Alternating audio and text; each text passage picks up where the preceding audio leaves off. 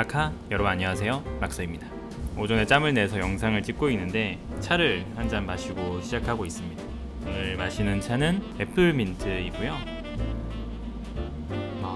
이 향이 진짜 좋거든요. 여러분들한테 이 향이 좀 전달됐으면 좋겠는데 그건 좀 아쉽네요. 일단 한 모금 마시고 시작할게요.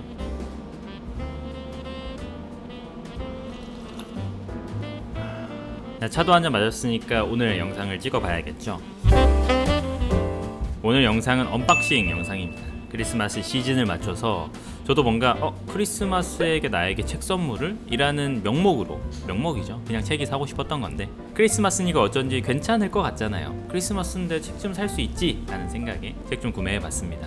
여러분들께 이번에 제가 구매한 책들을 간단하게 보여드리려고 하는데 크리스마스 기념해서 산 책도 있고요, 아닌 책도 있긴 합니다. 그래도 4권을 샀는데 4권 다 보시면은 여러분들 마음에 드시는 게 분명히 한 권쯤은 있지 않을까요? 사실 저도 안 읽어봐서 할 말은 없지만 제가 이번에 산 첫 번째 책은 김금희 작가의 크리스마스 타일입니다. 첫 책부터 아주 그냥 크리스마스 분위기가 물씬 나죠. 김금희 연작소설 크리스마스 타일.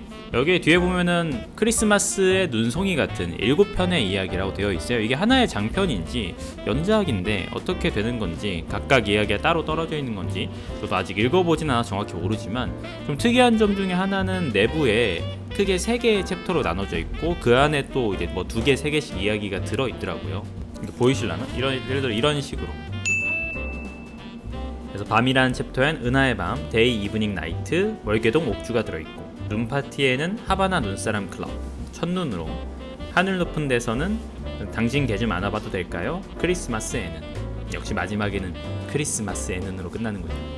이렇게 총 7편의 이야기가 실려있고요. 저는 김금희 작가 좋아하시는 거 얼추 여러분들 아실 분들은 아시죠? 그래도 이렇게 이야기하면 제가 안 좋아하는 작가가 있냐 이렇게 생각하실 수도 있는데 김금희 작가 좋아합니다. 경애의 마음도 좋아하고 그 외에 김금희 작가의 작품들은 꽤 많이 사서 읽긴 했어요. 그래서 저도 원래 살까 말까 하다가 김금희 작가의 크리스마스 타일이라는 신작이 나왔다 했을 때 근데 읽을 게 많으니까 살까 말까 하다가 또 이제 방송하는데 이 책 좋다 라고 누군가 이야기를 해주시는 거예요. 그래서 그때 저도 모르게 충동적으로 좋아? 그러면 크리스마스 기념으로 사볼까? 영상도 찍을 겸 이라는 핑계를 대면서 구매를 했던 거죠. 부디 이 크리스마스에 한번 읽어볼 생각인데 다 읽을 수 있을지 모르겠지만 따스한 크리스마스가 될 수 있겠죠? 근데 크리스마스 때 바쁜데 일 때문에. 자, 그럼 두 번째 책은 움베르토 에코의 장미의 이름. 이 책 상당히 좀 두꺼워 보이죠? 요거는 이제 디 에센셜, 교보문고에서 디 에센셜이라는 약간 시리즈, 브랜드 이런 것들을 런칭을 했는데 이제 간혹 이 출판사들과 콜라보를 해서 한 권씩 책을 내요. 한정판을 내는 거죠. 그래서 이번에는 열린 책들이랑 이제 콜라보를 해서 이 장미의 이름 책이 완전판으로 나오게 되었습니다. 합본이에요. 딱 봐도 거의 960쪽이라는 어마어마한 두께. 이제 무게는 얼마인지 모르겠으나 딱 봐도 좀 얼추 무게가 상당하긴 합니다. 이 책의 매력은 표지가 이쁘고 이런 것도 있지만 사실은 제일 큰 건 옆인 것 같아요. 옆에 이 반달 모양 색인이 보이세요? 이게 마치 성경책에 보면은, 성경책 가지고 계신 분들은 아실 텐데 반달 모양 색인이 들어있잖아요. 약간 고급스럽게. 이건 역시도 옆에가 이제 반달 모양 색인이 들어있는데 저는 좀 더 욕심을 내자면 옆에 약간 그 진짜 성경처럼 약간 금박처럼 있죠. 그렇게까지 했으면 어땠을까. 근데 그러면 가격이 더 올라갔을라나? 이거 안 그래도 3만원이 넘는 책이거든요. 할인 받으면 2만원 후반대이긴 하지만 근데 만약 그랬으면 좀 더 특별한 한정판이 되지 않았을까 생각이 들더라고요. 아무튼 제가 사실 이 움베르토 에코의 책은 제 영어만 읽어봤고요. 장미의 이름은 말은 워낙 많이 들었는데 읽어보진 않았어요. 그래서 언젠가 읽어봐야지 생각을 하는데 2권이라서 또 부담스러운 부분도 있었고 고민하다가 이번에 합본판이 나왔다길래 적기다, 지금이다 딱 라고 생각을 해서 구매를 덩달아 하게 되었습니다. 상당히 기대가 되는 작품이고 이게 안에 이제 성경 같다고 했잖아요. 반달 모양 색이 들어있어서. 근데 내부의 내용도 수도원을 배경으로 하는 내용이라서, 추리 이야기라서 더 잘 어울리지 않나 그런 생각이 듭니다. 아무튼 이것도 너무 기대가 되는 작품인데 언제 읽을 수 있을지는 솔직히 모르겠어요. 이게 너무 두꺼운데 이거 언제 읽어요? 예전에 모비딕도 맘만 먹으면 읽긴 했었는데 또 모르겠습니다. 읽어봐야죠. 그거는 내년에 내가 알아서 하지 않겠습니까? 그 다음 세 번째 책은 김훈 작가의 풍경과 상처. 김훈 작가의 풍경과 상처 기행 산문집. 이 책은 왜 샀냐? 사실 저는 이 책을 사기 전까진 몰랐고요.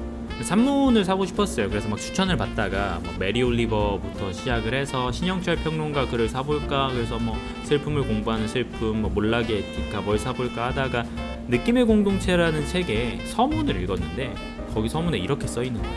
산문에는 두 종류가 있다. 시가 된 산문과 그냥 산문. 산문시를 꿈꾼 흔적이 없는 산문은 시시하다.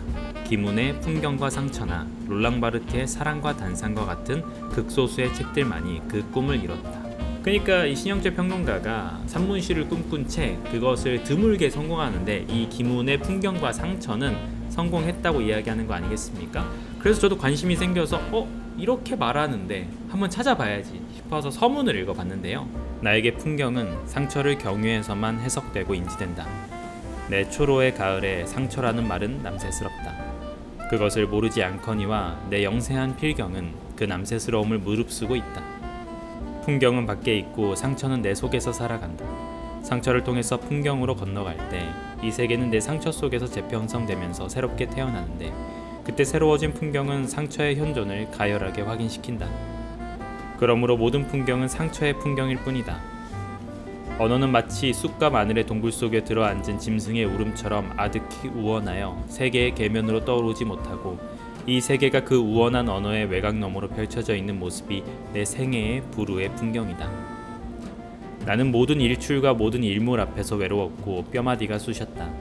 나는 시간 속에 내 자신의 존재를 비벼서 확인해낼 수가 없었다.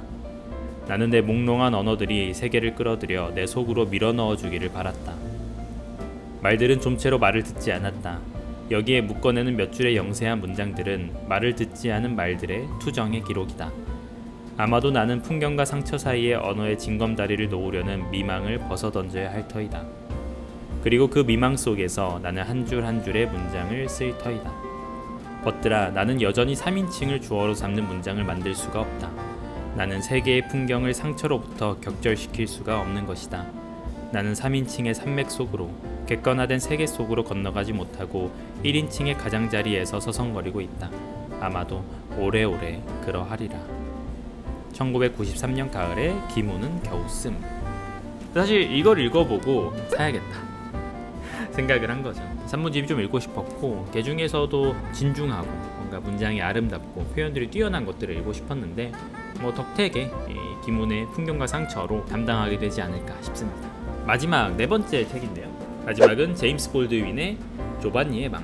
제임스 볼드윈 장편소설 조반니의 방, 열린 책들에서 나왔고요. 이 책은 사실 제가 잘 모르긴 해요. 사기 전까지도 몰랐어요. 근데 이름만 들어서 알고 있었는데 그걸 누구한테 들었냐면 제가 예전에 교수님을 잠깐 배웠을 때 교수님이 추천해준 책 중에 하나가 이 조반니의 방이었거든요. 그래서 관심이 생겼던 것 같아요. 예전에 교수님이 추천해주신 책들은 어렵긴 했지만 제 취향에 맞는 것들이었고 정말 좋은 작품들이 많았거든요. 일례로 뭐 작은 것들의 신이 그랬고, 그리고 뭐 빌러비드 이런 작품들이 그랬거든요. 그래서 이번에도 이 조반니의 방을 예전에 추천받았을 때 머릿속에 꼭꼭 기억을 하고 있다가 사야겠다, 읽어봐야겠다 싶어서 구매를 했습니다. 근데 구매하고 나서 찾아보니까 동성애 이야기이긴 하더라고요. 중년 백인 남자가 이탈리아 바텐더를 만나서 사랑에 빠지게 되고 그 격정적인 사랑으로 갈등이 일어나고 이런 내용이 아닌가 싶습니다. 자세한 건 저도 읽어봐야 되는데 이 제임스 볼드윈이 현대문학, 특히 흑인 문학에선 빼놓을 수 없는 저자라고 해요. 여러 가지 찬사도 받고 있고 그래서 더더욱 기대가 되는 작품이기도 합니다. 무엇보다 추천자가 추천자니까 뭐 실망할 리는 없을 것 같고 얼마나 좋으냐 정도의 문제가 아닐까요? 이 책 같은 경우는 그래도 혹시 첫 문장이라도 한번 읽어볼까요? 저도 전혀 아는 바가 없어서. 첫 문장. 내 인생에서 가장 끔찍한 아침을 앞둔 밤, 나는 어둠이 깔린 이곳 남프랑스의 대저택 창가에 서 있다. 이렇게 시작을 하네요.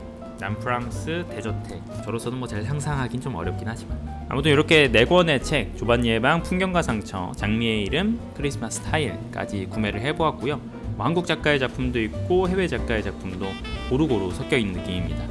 겨우 4권밖에 안 되지만 물론 뭐 사고자 하면은 당연히 장바구니를 싹 비우고 싶을 만큼 다 살 수는 있게 하겠지만 다 살 수가 없죠. 잔고가 허락하지 않으니까요. 그래도 크리스마스 정도에 이 정도면 풍족하게 보낼 수 있지 않을까요? 어차피 다 읽지도 못해요. 저는 다만 크리스마스 기념이니까 크리스마스 정도에는 앞서 말씀드린 대로 김금희 작가의 크리스마스 타일을 읽어볼 생각이고요. 여러분들도 부디 풍족한 따스한 크리스마스 되시길 바라겠습니다.